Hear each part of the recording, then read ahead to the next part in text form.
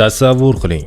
Shunday joy borki, u yerga kirgan odam erkinlikni emas, balki har kuni tirik qolish uchun kurashishni o'ylaydi. Ba'zi qamoqxonalarda mahbuslar nafaqat qonun bilan, balki o'zaro zo'ravonlik, qo'zg'olon va qattiq sharoitlar bilan ham yuzma-yuz keladi. Bugun siz bilan dunyoning eng xavfli qamoqxonalaridan ayrimlari haqida gaplashamiz. Bu ro'yxatda mashhur Guantanamo yoki Chorniy delfin yo'q. Buning o'rniga ko'pchilik bilmaydigan, ammo tarixda dahshatli iz qoldirgan qamoqxonalarni ko'rib chiqamiz. La Sabaneta qamoqxonasi, Venesuela. Bir vaqtlar La Sabaneta dunyodagi eng xavfli qamoqxonalardan biri sifatida tilga olingan. 10 mingtadan biroz ko'proq mahbuslarga mo'ljallangan bo'lsa-da, amalda bundan ancha ko'p odam saqlangan. Nazorat sust bo'lgani sabab ayrim mahbuslar ichkarida o'z qoidalarini o'rnatgan. Turli yillarda sodir bo'lgan qo'zg'olonlar va to'qnashuvlar oqibatida ko'plab odamlar halok bo'lgan. Ayrim hisobotlarda mahbuslar orasidagi zo'ravonlik darajasi juda yuqori bo'lgani qayd etilgan. Ko'pchilik bu joyni qamoqxona ichidagi alohida dunyo deb ta'riflagan.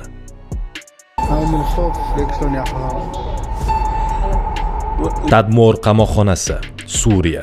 Suriyadagi Tadmor qamoqxonasi uzoq vaqt davomida Yaqin Sharqdagi eng qo'rqinchli jazoni ijro etish muassasalaridan biri sifatida tilga olingan. Sobiq mahbuslarning guvohliklariga ko'ra, intizom nihoyatda qattiq bo'lgan va kichik qoidabuzarlik ham og'ir jazoga sabab bo'lishi mumkin edi. Bu qamoqxona atrofida ko'plab bahsli voqealar va inson huquqlari bilan bog'liq tahdidlar mavjud bo'lgan. Yillar davomida uning nomi qo'rquv ramziga aylangan. Braziliyadagi Carandiru qamoqxonasi tarixdagi eng mashhur va fojiali qamoqxonalardan biri hisoblanadi. 1992-yilda bu yerda yuz bergan qo'zg'olon vaqtida politsiya maxsus amaliyot o'tkazgan. Natijada 100 dan ortiq mahbus halok bo'lgan. Ushbu hodisa xalqaro miqyosda katta bahs-munozaralarga sabab bo'ldi. Shundan keyin Carandiru nomi qamoqxona tarixidagi eng dahshatli voqealardan biri sifatida eslab kelinadi. Keyinchalik majmua buzib tashlandi, ammo uning tarixi hanuzgacha unutilmagan. Bang Kwang qamoqxonasi, Tailand. Tailanddagi Bang Kwang qamoqxonasi ko'pincha Bangkok Hilton laqabi bilan tanilgan.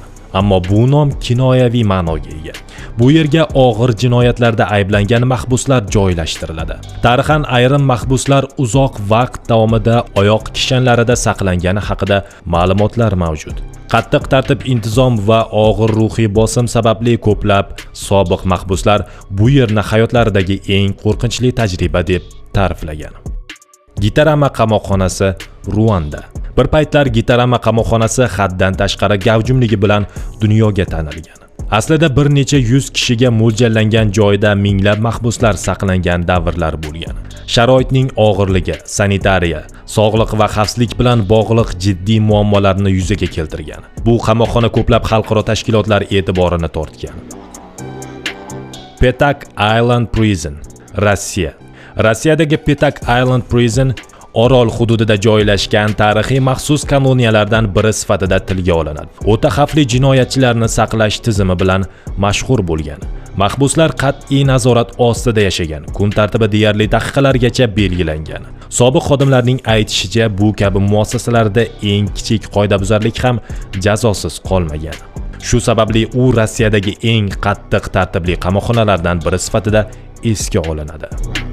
Kolumbiyadagi La Modelo qamoqxonasi yillar davomida turli jinoiy guruhlar o'rtasidagi nizolar bilan tanilgan. Ba'zi davrlarda ichki to'qnashuvlar shu darajaga yetganki, butun qamoqxona favqulodda nazorat ostiga olingan. Qo'zg'olonlar va zo'ravonliklar natijasida ko'plab odamlar jabrlangan. Mutaxassislar bunday holatlarning asosiy sabablari sifatida haddan tashqari gavjumlik va ichki guruhlar o'rtasidagi raqobatni ko'rsatadi.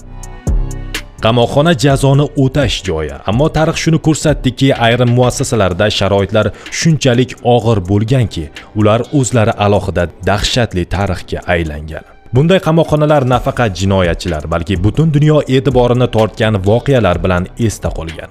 Sizningcha ushbu qamoqxonalardan qaysi biri eng dahshatlisi? Fikringizni izohlarda yozib qoldiring. Agar shunday tarixiy va sirli voqealar sizni qiziqtirsa, kanalga obuna bo'lishni unutmang.